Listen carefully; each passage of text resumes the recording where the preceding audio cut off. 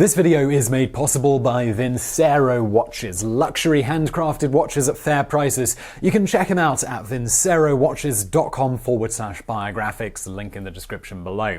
It's a sad fact that evil men are often as well remembered as history's good guys. For every Abraham Lincoln or Gandhi, there are a dozen Hitlers, or Stalins, or Dahmers, or Bundys, or, well, you get the idea. We've covered them a lot here at Biographics. Tragic as it is to admit, one of the most surefire ways of being remembered is to make life a misery for millions of people. But what if we told you there was a man responsible for the deaths of tens or hundreds of thousands of people who you've never heard of? A serial killer who committed massacres, raped with impunity, and helped one of the worst dictators in history carry out his heinous crimes. Well, not only did this man unfortunately exist, he only died in 1953. His name was Lavrentiy Beria, Stalin's architect of terror. The feared head of Stalin's NKVD, Beria, was directly responsible for some of the USSR's worst crimes. He took charge of an ethnic cleansing in the Soviet Union after World War II. He raped dozens of women, murdered with his own bare hands,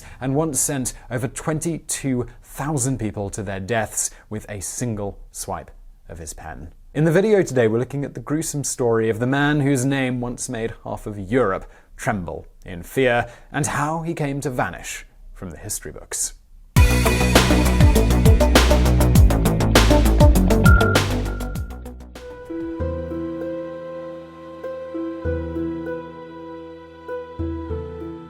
They say that monsters are not born, but that they're made. It's a comforting thought, but it's difficult to square with what we know of this man. When he was born in Georgia in 1899, it wasn't exactly into circumstances that scream, this kid's gonna be a mass murderer. Young Lavrentiy's life was boringly normal. His father was a poor farmer, and his mother was of faded noble stock. While his father would disappear from his life when Lavrentiy was young, runaway fathers don't normally create killers. If they did, Charlie Chaplin would be famous today, not for slaying them with laughter, but for literally slaying them. However, there was one other fatherless Georgian who grew up to be a mass killer. Like Lavrentiy, he was born into rural Georgia to a poor family in the late 19th century. Like Lavrentiy, his father dropped out of his life at a tender age. His name was Joseph Stalin.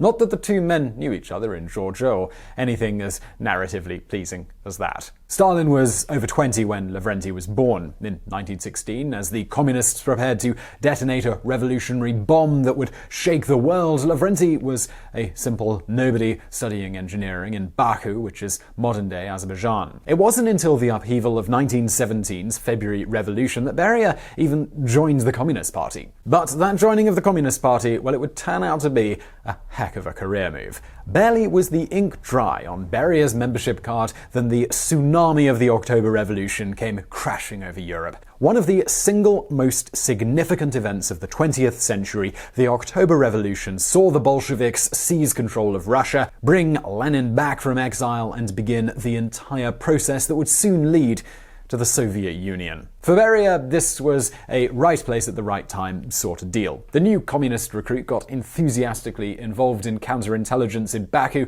quickly becoming a useful agent. He was there when the Russian Civil War that exploded after the Bolshevik coup swept into Azerbaijan in 1920, and in the chaos he was accidentally arrested as a counter-revolutionary by the Red Army, and he was almost executed. Only a timely intervention by the Azeri communist leaders saved him. Perhaps wanting to make sure he never wound up in such a precarious position again, Beria quickly moved to formalize his position as a Bolshevik counterintelligence agent. So he joined the Cheka. At the time, the Cheka was in the midst of the Red Terror, a series of massacres aimed at anyone who didn't support Lenin's dictatorship. Somewhere between 28 and 200,000 died, a number compounded by the simultaneous White Terror, which targeted those who did support Lenin, and killed up to another 100,000. For Agent Beria, now back in his native Georgia, this was a fight to the death. Not that the White Army had much of a presence in Georgia. The real problem there was Georgian nationalists. In the chaotic aftermath of the revolution, Georgia had declared independence from Moscow briefly. In 1921, the Soviets sent the tanks in, and, well, that was the end of that. At least, it was for the army. For men like Beria, this was the exact time they were needed the most. In the first few years of Soviet rule, Beria helped set up a spy network that infiltrated and smashed gangs of nationalists, dragging their members off for execution or a long ride to Siberia's distant gulags. Promoted to deputy chairman of the Georgian Cheka, Beria was key to crushing the failed nationalist revolution of 1924. A small number of historians even think Beria orchestrated the uprising himself to justify a violent crackdown. Whatever the truth here, the Cheka revolution, it was brutal. Beria cut a deal with captured revolt leaders to make supporters lay down their arms, then proceeded to massacre everyone who had surrendered. Estimates are sketchy, but as many as 10,000 Georgians may have been executed on the orders of Beria. Whole villages were wiped out. In one gruesome episode, Cheka operatives went into a town, rounded up anyone with a certain surname, and gunned them all down, including women, children, and even babies. Not long after, Beria was at a Communist Party conference. Flush with his recent bloody success, he was introduced to a fellow Georgian. Joseph Stalin, then still 3 years away from becoming undisputed leader of the USSR, was apparently impressed with what he saw because he and Beria, they hit it off big time. It would be the start of one of the bloodiest partnerships in modern history.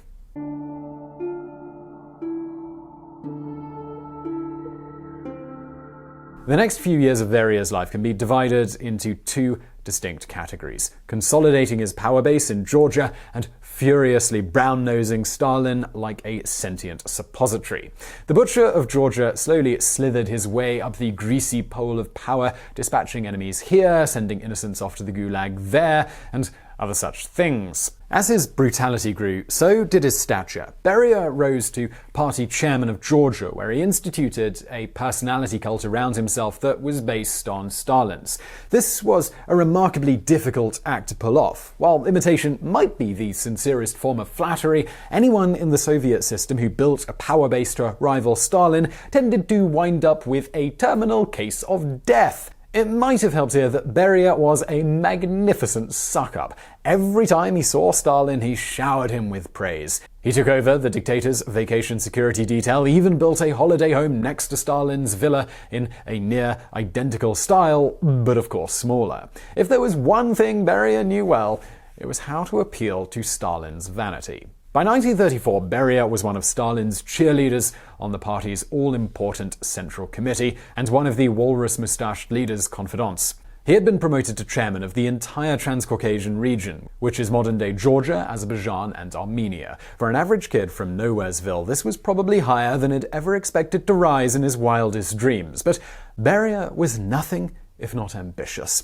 In 1935, he finally made his move, the move that would take him out of the sticks and into Moscow's corridors of power. He wrote a book. Yep, a book. Beria's ghostwritten on the history of the Bolshevik organizations in Transcaucasia was spectacularly dull, unless you happen to be one of the major stars of its historical narrative. Care to guess who might have filled those boots? That was absolutely right. Of course, it was Stalin. Beria's book was essentially a puff piece, kind of like reading a fawning article in Vanity Fair, but with much more bloodshed. Unsurprisingly, Stalin loved it. The book's publication cemented Beria in his list of personal favorites. In a few short years, it would be the catalyst for Beria's next big promotion. But first, we have to deal with the Great Terror. If the Red Terror was the warm-up act, the Great Terror, also known as the Great Purge, was the headliners taking to the main stage while fireworks exploded and the crowd screams, with paralyzing fear in this case.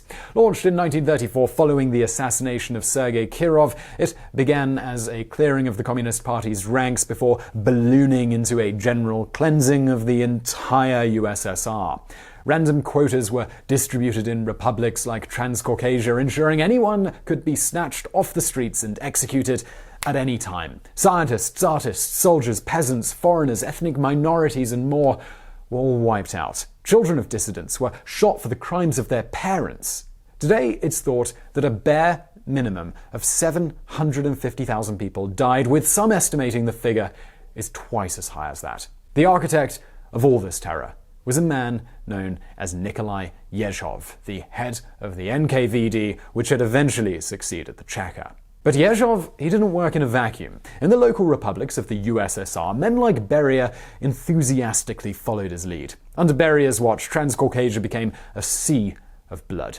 He used the purge to have old political opponents murdered, tried to wipe out minorities, and settled petty scores with bullets.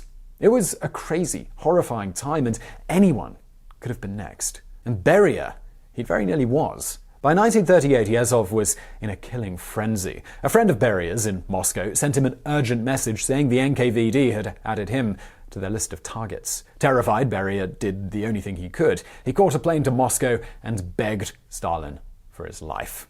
Beria's survival was not a foregone conclusion, though. For a couple of years, Stalin had been hinting that he was getting bored with his fellow Georgian. He no longer vacationed near Beria, and while he'd loved Beria's book, he'd also nodded through the dissolution of Transcaucasia, taking Beria from head honcho of 3 nations to just Georgia. Realistically, Beria probably had a 50-50 chance of stepping off the plane and simply getting shot. Luckily, Beria landed in Moscow just as Stalin completely fell out with Yezhov. After indulging Beria's whimpered pleas for a while, Stalin essentially said to Beria, "You know what, how about you take over as deputy head of the NKVD? You'll answer only to Yezhov and me, and frankly, only one of those guys counts because in a couple of months, you're going to have the other one executed. Got it?" And this is how Beria went in a handful of weeks from marked for death to head of the NKVD. Yezhov was purged and Beria was placed in charge of ending the Great Terror. Yep, ending it. Beria may have been bloodthirsty, but he was not stupid. Stalin wanted the terror to wind down, so wind down it did. Beria officially ended the purges, the executions, the exiles, all of that stuff. He released some prisoners and eliminated the use of purely sadistic torture in the gulags. If that seems a little off-key, think of Beria kind of like Adolf Eichmann. He had absolutely no problem with unimaginable cruelty, but what he hated more was inefficiency. And if you want to learn more about the monster that was Eichmann, please do check out our Biographics video on that. I'll link to it in the description below. And when it comes to a guard torturing a random prisoner just to get his kicks, well, that was a guard who could have been torturing a known dissident to extract information. It was simply wasted calories. Beria ended 1938 in a good place. He had survived a purge that had wiped out a third of the entire Communist Party, had been elevated to head of the NKVD, the most feared organization in the whole of the USSR, and had done all of this while retaining his weird personality cult in Georgia. He also had Stalin's favor, something that was no small deal when falling out with Stalin meant being dragged like Yezhov into a freezing Moscow courtyard and shot. So, what does a man like Beria do when handed the power of life and death over the whole of the USSR, plus a get-out-of-jail-free card signed by Stalin, by the way? Well, unfortunately for the rest of his countrymen, we're about to find out.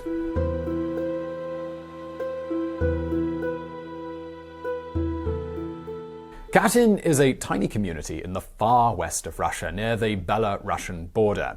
In May 1940, the Red Army slaughtered 22,000 Polish POWs there and dumped them in a mass grave. Known today as the Katyn Massacre, it was one of Beria's most infamous actions as the head of the NKVD. Oh, and believe me, there were other contenders. Beria helped organize and carry out the assassination of Leon Trotsky in Mexico City in 1940. He purged the Red Army in the middle of World War II, sending high-ranking generals off to the Gulag. In the dying days of the war, he even oversaw a mass-scale ethnic cleansing program against minorities in the USSR. The most infamous of these was the deportation of the Crimean Tatars, which killed up to 8,000 people as it happened, and another 20 to 30,000 when they arrived at their destination.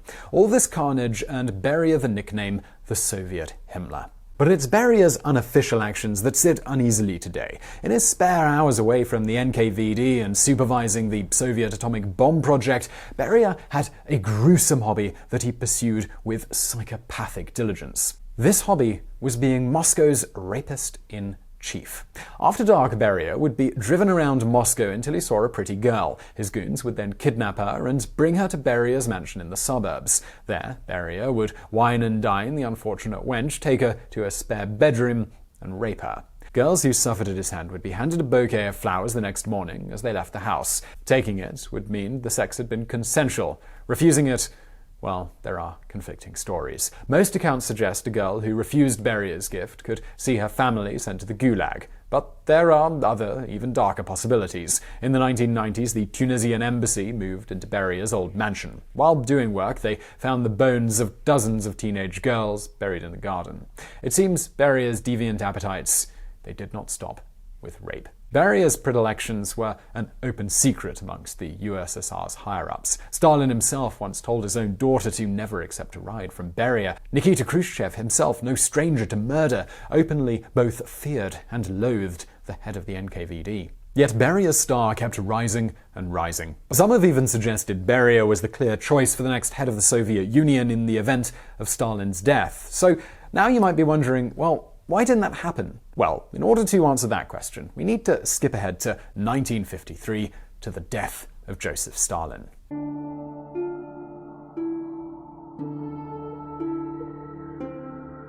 On the 1st of March 1953, Stalin was discovered on the floor of his dacha, barely conscious and on the brink of death. Happily for all those who believe in karma, he spent the next 5 days in miserable agony before finally passing away. In his memoirs, Nikita Khrushchev wrote that Beria spent those 5 days weeping and kissing Stalin's hand when it looked like the dictator would recover, and grinning like a schoolboy when it looked like he was going to die. While Khrushchev isn't the most reliable witness to anything to do with his old enemy Beria, he may be right on the money here. There's a rumor that Beria was falling out of Stalin's favor in 1953. Beria has long been suspected of secretly poisoning the dictator to save his own skin, although no firm evidence has ever emerged. Whether Beria did the deed or merely benefited from it, there's no doubting that Stalin's death fired something in his withered old heart. As an epic power struggle erupted between Khrushchev and Malenkov for the now vacated throne, Beria got the drop on them by doing something unexpected. He transformed into a statesman. In many ways, the last 100 days of Beria's life are the most fascinating. History today remembers Khrushchev's secret speech denouncing Stalin in 1956, 3 years after the monster died. Beria was denouncing Stalin within 3 weeks. One of his first acts was to play the party's Central Committee secret tapes that he had recorded of his conversations with Stalin to convince them his former mentor had been wacko by the end. Before March 1953 was out, Beria had unilaterally released over 1 million prisoners from the gulags. By April, he had banned the use of torture across the USSR. Shortly after that, he returned the passports of over 4 million dissidents who had been sent into internal exile. It was a speed and scale of reform that left the Soviet world dizzy. These were just the reforms that Beria actually got around to implementing. Under his grand vision, Beria wanted to reunite East and West Germany and then let them vote on whether to remain socialist. He planned to tone down censorship and allow the various Soviet republics to forge their own national identities, something that could easily have led to independence. It's hard to believe, but Beria's plans for the USSR were nothing short of an enlightened revolution. So all of this now raises an interesting question. How sincere was he? Clearly, Beria was an ambitious man. Clearly, he was also not that thrilled with the direction of Stalin's reign in its last few years. But as we've already seen, he was also a murderer, a sexual predator, and a semi-genocidal monster. It seems hard to believe that the man who had sent millions to the gulags could have secretly wanted to release them all along. Maybe he was a real reformer. Maybe it was all a cynical power play to get the public on his side until he could snatch the crown from Khrushchev and Malenkov. In a great historical irony, the only other reformer in Stalin's inner circle began to move against Beria almost as quickly as Beria moved against him. Nikita Khrushchev would go down in history as the Soviet premier who instituted de-Stalinization, yet in 1953 his only concern was removing the one guy as enthusiastic about reform as he was. For 100 days after Stalin's death, Beria, Khrushchev and Malenkov jostled for power. Finally, something happened that flipped the cards in Khrushchev's favor. East Germany exploded in revolt. On June the 16th, a factory worker protest in socialist East Germany transformed into a widespread uprising against local communist authorities. Hundreds of thousands rioted across the nation. Many more fled to West Berlin. In the confusion of Stalin's death and Beria's reforms, the socialist authorities in East Germany had eased up on their hardline implementation of socialism, and now the people were in open revolt. It was all the excuse that Beria's enemies needed. Back in Moscow, Khrushchev successfully blamed the revolt on Beria's regime of liberalization. Forcing an alliance with Malenkov, Molotov, defense minister Nikolai Bulganin, and Marshal Zhukov, he arranged for Beria to be called in for a closed meeting at the end of June. What happened next is shrouded in mystery.